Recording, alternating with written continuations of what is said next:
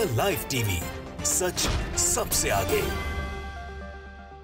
नमस्कार, आप देख रहे हैं द लाइव टीवी और मैं हूं आपके साथ मुनमुन रहमान। मध्य प्रदेश में कांग्रेस आगे बढ़ती हुई दिख रही है। मध्य प्रदेश में रुझानों में भी लगातार हमने कांग्रेस को ही आगे देखा था। कांग्रेस और बीजेपी में कांटे की टक्कर देखने को मिल रही थी, लेकिन बाजी कांग्रेस ही मार रही थी। अब जो रुझान आ रहे हैं, अब जो तस्वीरें साफ हो रही हैं, उनमें कांग्रेस लगातार आगे बढ़ती हुई दिख रही है। हाल ये है बीजेपी का मध्य प्रदेश में कि मध्य प्रदेश में बीजेपी के दिग्गज नेता भी कांग्रेस से पीछे चल रहे हैं। मध्य प्रदेश में भारतीय जनता पार्टी का हाल जो है वो काफी बुरा नजर आ रहा है और से 3-4 घंटों में तस्वीरें और भी ज्यादा साफ हो जाएंगी। लेकिन अब क्या तस्वीरें आ रही हैं, सबसे पहले आपको ये अपडेट देते हैं। मध्य प्रदेश में 230 विधानसभा सीटों पर वोटिंग हुई, वोटिंग संपन्न हुई और अब रिजल्ट की बारी है। रिजल्ट में क्या कुछ चीजें सामने आ रही हैं, तस्वीरें क्या आ रही हैं, रुझान क्या कह रहे हैं। 130 सीटों के रुझान सामने आ गए हैं। उसमें कौन सी पार्टी आगे बढ़त बना रही है, कौन इसमें बाजी मार रहा है, ये आपको बताते हैं। सबसे पहले आपको बता दें कि भारतीय जनता पार्टी के नरोत्तम मिश्रा जो हैं, गृह मंत्री नरोत्तम मिश्रा जो हैं, वो खुद ही पिछड़ गए हैं। गृह मंत्री नरोत्तम मिश्रा यहां पर पीछे चल रहे हैं। अब अपनी स्क्रीन पर देख सकते हैं कि गृह मंत्री नरोत्तम मिश्रा यहां पर पीछे चल रहे हैं। वहीं कांग्रेस लगातार मध्य प्रदेश में आगे बढ़ रही है। कांग्रेस लगातार मध्य प्रदेश में सीटों में बढ़त बना रही है। हालांकि हमने रुझानों में भी देखा था कि मध्य प्रदेश में कांग्रेस ही जो है लगातार सीटों में बढ़त बना रही थी। बीजेपी और कांग्रेस के बीच कांटे की टक्कर भले ही थी, लेकिन उसमें बाजी जो है वो कांग्रेस ही मार रही थी। और इससे पहले की तस्वीरों में भी हमने देखा कि जब रैलियां हुई, जब रोड शो हुए राहुल गांधी, प्रियंका गांधी के, तो वहां पर जमकर जो है वो जनसैलाब उमड़ा और ये जनसैलाब अब वोटों में बदलता हुआ दिख रहा है, ऐसा कह सकते हैं। 3 से 4 घंटों में और भी ज्यादा तस्वीरें जो है वो साफ हो जाएंगी। अब जो रुझान आ रहे हैं वो आपके सामने है। तो यहाँ पर गृह मंत्री नरोत्तम मिश्रा जो है वो पीछे चल रहे हैं। इसी के साथ आप कुछ तस्वीरें अपनी स्क्रीन पर और देखेंगे। यहाँ पर देखिए, एमपी इंदौर 1 से कैलाश विजयवर्गीय आगे चल रहे हैं। साथ ही कहा जा रहा है कि कमलनाथ भी आगे चल रहे हैं, अपनी स्क्रीन पर देख रहे हैं। मध्य प्रदेश बुधनी से शिवराज सिंह आगे चल रहे हैं। एमपी इंदौर 1 से कैलाश विजयवर्गीय आगे चल रहे हैं। और कमलनाथ की बात करें तो मध्य प्रदेश छिंदवाड़ा से कमलनाथ आगे चल रहे हैं। तो ये तस्वीरें हैं फिलहाल की। कहा जा रहा है 130 सीटों पर जो है वो रुझान आ गया है। अब जैसे जैसे मतदान की पेटियां खुलेंगी वैसे वैसे पता लगेगा कि कौन जो है इसमें बाजी मार रहा है। लेकिन यहाँ पर मध्य प्रदेश में, क्योंकि मध्य प्रदेश में कांग्रेस की सरकार थी और उसके बाद कांग्रेस की सरकार वहां पर भंग हो गई। ज्योतिरादित्य सिंधिया ने जो है बगावत कर ली और उसके बाद बीजेपी से साठगांठ करके वहां पर सरकार बना ली। मध्य प्रदेश में शिवराज सिंह चौहान की सरकार थी और उसके बाद यहाँ पर कांग्रेस से सीधा मुकाबला जो है उसका देखा जा रहा है।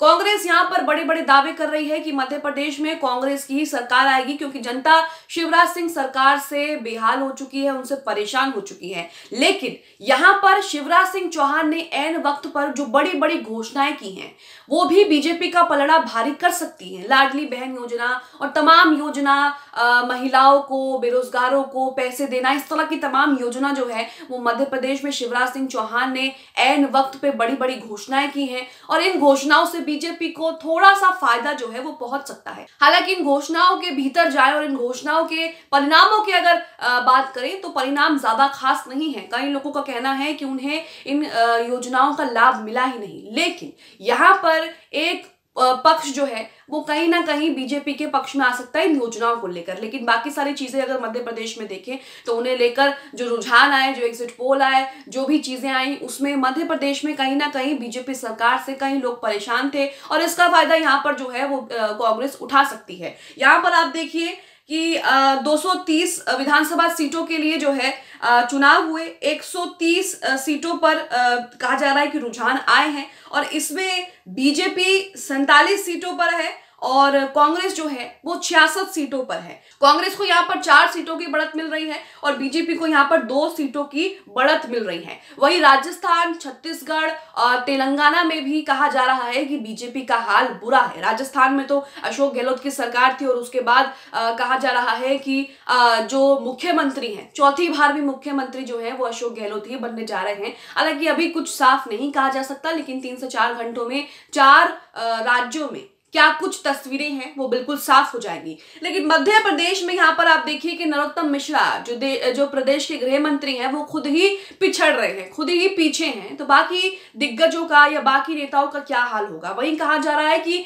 ज्योतिरादित्य सिंधिया का गढ़, उसमें भी कांग्रेस बाजी मार रही है। ज्योतिरादित्य सिंधिया के गढ़ में भी बीजेपी कुछ खास कमाल नहीं दिखा पा रही है। ज्योतिरादित्य सिंधिया के गढ़ में भी कांग्रेस जो है 7 से 8 सीटों पर आगे चल रही है। तो ये तस्वीरें मध्य प्रदेश से सामने आ रही हैं। कहा जा सकता है कि मध्य प्रदेश में बीजेपी और कांग्रेस के बीच कांटे की टक्कर है और इसी बीच ये भी कहा जा सकता है कि कांग्रेस का पलड़ा जो है मध्य प्रदेश में वो भारी है। हालांकि हमने तस्वीरें देखी हैं और उसमें देखा है कि जेपी नड्डा, पीएम मोदी, अमित शाह जब वहां पर रैली करने गए तो भीड़ नहीं उमड़ी, जन सैलाब नहीं आया, सीटें खाली पड़ी थी। लेकिन वही दूसरी तरफ जब उसी दिन, उसके अगले दिन राहुल गांधी की रैली होती है, रोड शो होता है, तो उसमें जन सैलाब उमड़ता है। लाखों लोग जो है उनकी रैली में दिखाई देते हैं, उत्साह दिखाई देता है। तो कहीं ना कहीं ये सब चीजें जो है अब लग रहा है कि वोटिंग पर असर डाल रही हैं और इन सब चीजों का असर जो है वो वोटिंग पर पड़ रहा है। और कुछ ही घंटों में तस्वीरें और ज्यादा साफ हो जाएंगी।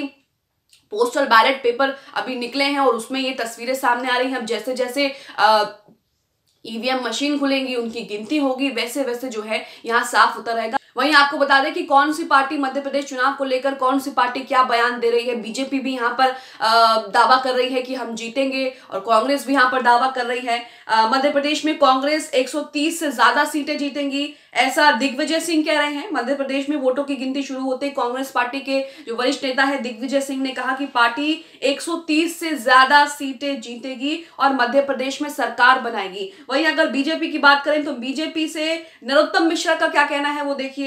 मध्य प्रदेश के चुनाव में बीजेपी जीतेगी, 125 से 150 सीटें यहां पर आएंगी, नरोत्तम मिश्रा कह रहे हैं। हालांकि नरोत्तम मिश्रा जो है वो खुद पीछे चल रहे हैं। यहां लिखा है मध्य प्रदेश विधानसभा चुनाव के नतीजे पर थोड़ी देर में रुझान आने शुरू हो जाएंगे और रुझान आ भी गए हैं। इस बीच शिवराज सिंह चौहान ने कैबिनेट मंत्री नरोत्तम मिश्रा ने दावा किया कि बीजेपी 125 से 150 सीटें तक जीतेगी। उन्होंने कहा ये तो एग्जिट पोल भी मानता है कि सरकार बीजेपी की बनने जा रही है। तो यहाँ आपने देखा कि कौन सी पार्टी क्या दावा कर रही है। वहीं एमपी में बीजेपी जो है वो 56 पर है तो 47 पर कांग्रेस आगे है। सीटों पर लगातार जो है वो बढ़त मिल रही है। वहीं अब जो ईवीएम के रुझान आएंगे, हो सकता है कि उसमें सीटों में गिरावट भी देखने को मिले।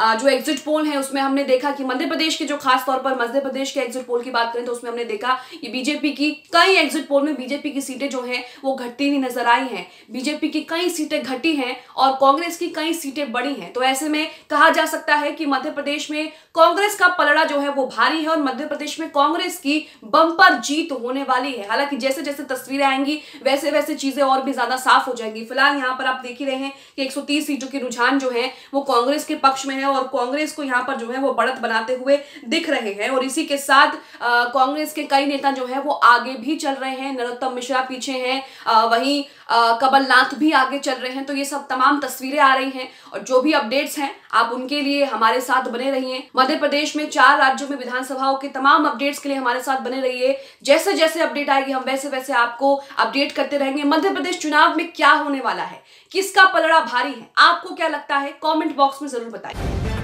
द लाइव टीवी, सच सबसे आगे।